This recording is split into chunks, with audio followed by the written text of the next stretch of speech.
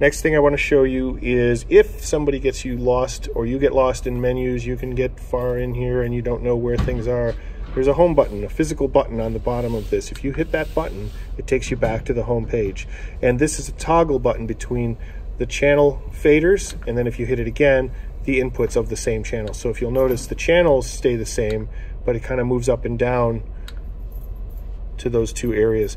If you'll notice, it's kind of like a mixer analog style where the trim button is on the top, there's EQ and all these things, and then as you go down, there's the faders at the bottom. So that's how that's laid out on the screen. You can also move to this channel and get all this information on one dashboard if you want to look at one channel, and that's called the channel view.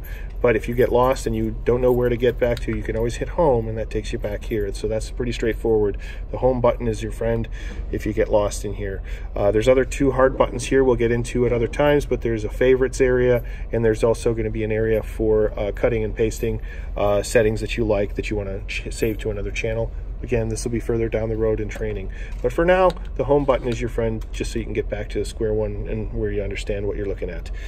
On the right side, there are some physical buttons that we've programmed for you. There is what's called scene recall. Right now, these are all set to the same type of scene, but at some point down the road, we can save 3 different settings that recall all the fader and input levels, etc., for each setting that we can talk about at a later date. And then when you want that, you'll be able to see which one you recalled. So right now we're on scene A01. If I want to get scene A02, all I do is push that button and it recalls that.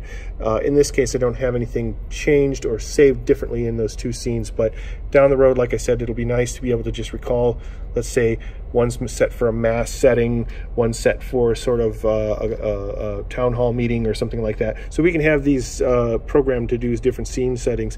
And there's a lot more. Right now I have 3 that are physically programmed to those buttons, but there's lots of area to save scenes, you know, as you go, like hundreds.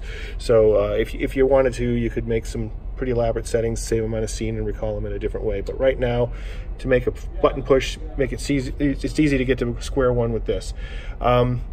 We've also made some setting, understanding more functions that we'll get into later that we labeled down below. These are all custom programmable buttons and knobs that we'll get into at a later date. Just wanted to give you the lay of the land here. There is what's called a record start and stop button. These 2 buttons are only going to be used if you want to use a USB recording stick. So at some point down the road, we'll talk about USB recording. You'll be able to plug that into here.